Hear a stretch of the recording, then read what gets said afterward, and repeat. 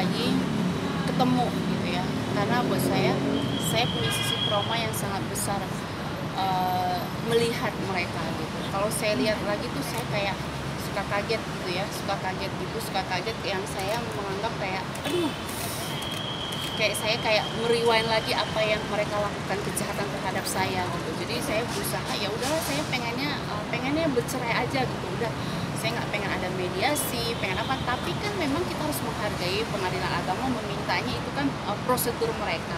Ya sebisa mungkin saya saya bismillah, saya zikir, saya kalau tadi misalnya saya nggak, karena saya ada syuting yang nggak bisa saya tinggal, kalau misalnya tadi selesainya cepat, saya berusaha datang, pasti saya zikir aja dong, karena teman-teman kan nggak tahu apa yang terjadi sama diri saya, ketakutan saya seperti apa gitu.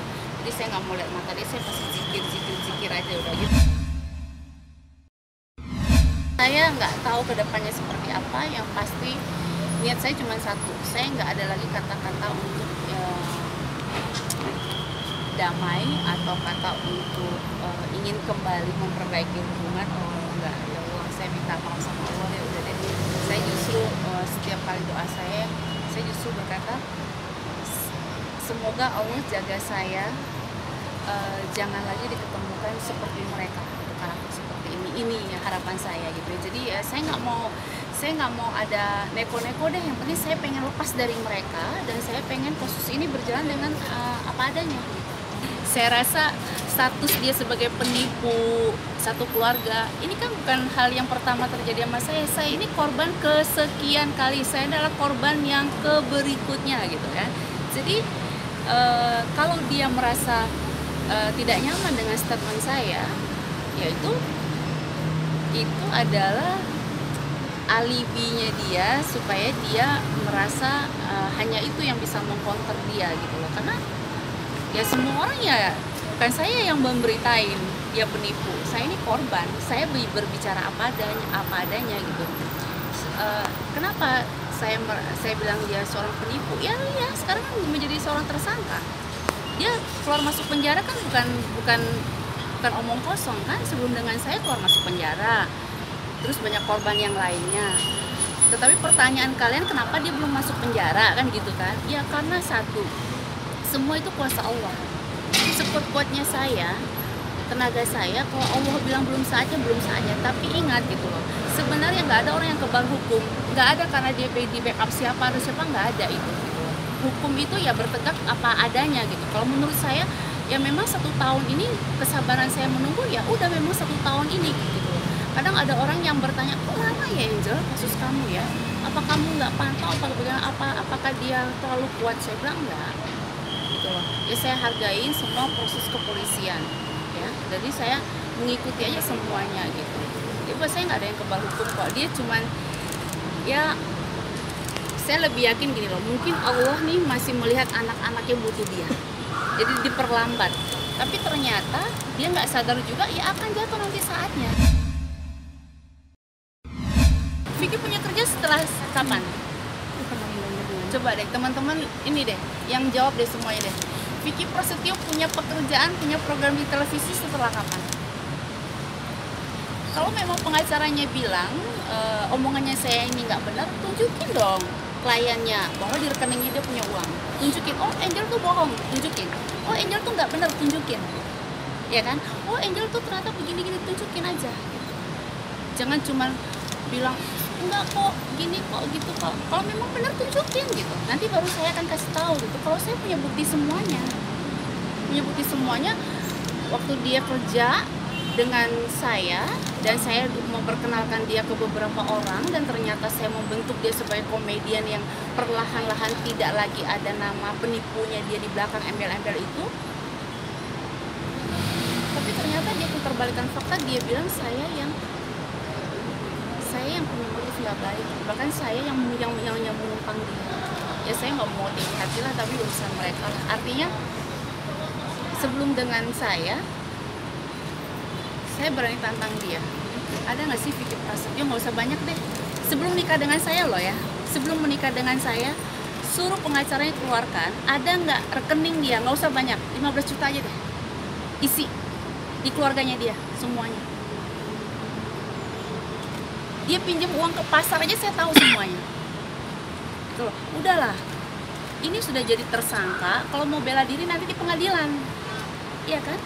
Kemarin dia bilang karena satu suami istri dengan saya. Kan saya bilang lagi sama kalian bahwa dia ini pintar berbicara, karena kepanikannya dia sebagai seorang tersangka, dia membentuk seolah-olah, kan karena gini loh, enggak semua masyarakat kita mengerti hukum ini. Sehingga dia berbicara, oh kemarin saya nggak ditahan itu karena status saya sebagai suami istri, jadi saya nggak bersalah sebenarnya. Saya mau apain aja Angel Elga itu hak saya karena saya ini adalah suaminya dia.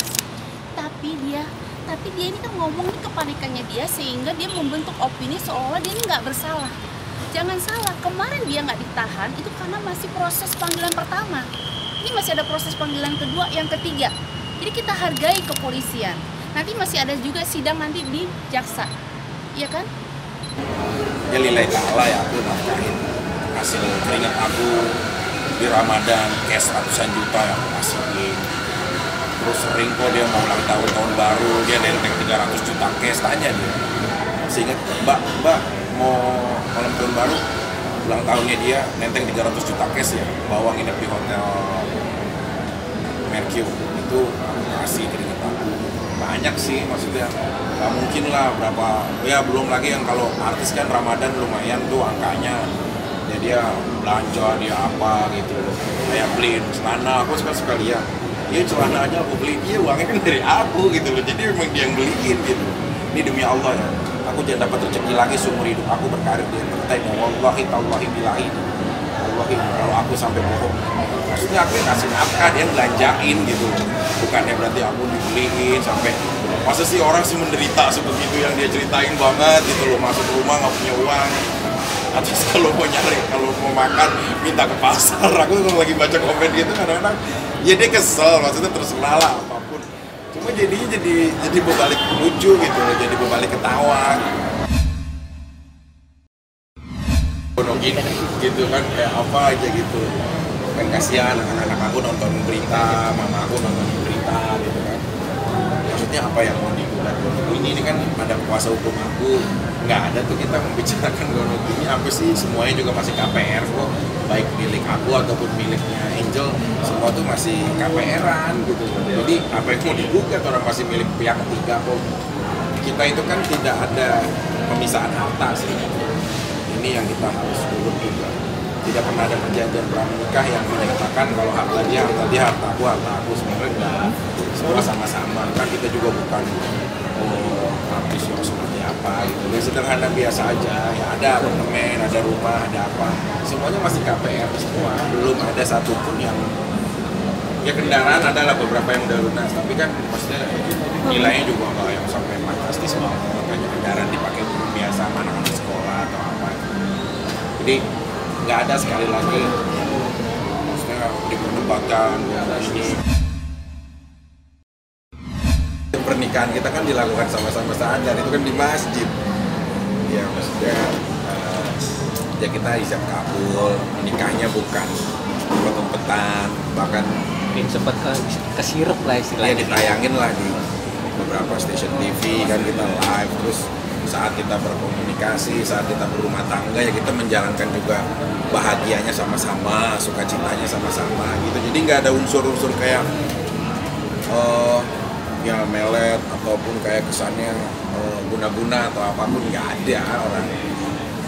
Ya kita kalau memiliki ya keyakinan terhadap apa yang kita yakini harusnya bisa aja. Sebelum ke tingkat persidangan, ayo dimufakatkan, dimusyawarahkan, siapa tahu ada win-win solution apa gitu. Dan dengan aku nggak datang berarti aku menyatakan, diwakilkan dengan kuasa hukum aku bahwa ya udah memang siap untuk kita segera bisa gitu loh. Kalau memang putusannya pun harus misalkan bulan-bulan depan, ya aku tidak akan lagi misalkan memperpanjang dengan menggugat balik, dengan tidak terima putusan gitu kan. Bisa aja tuh sampai pengadilan tinggi terus kan, ada orang yang pisahnya sampai 7 tahun, berapa tahun kan, karena belum menemukan kesepakatan. Kalau aku sih secara pribadi udah mau pisah aja, ayo sama.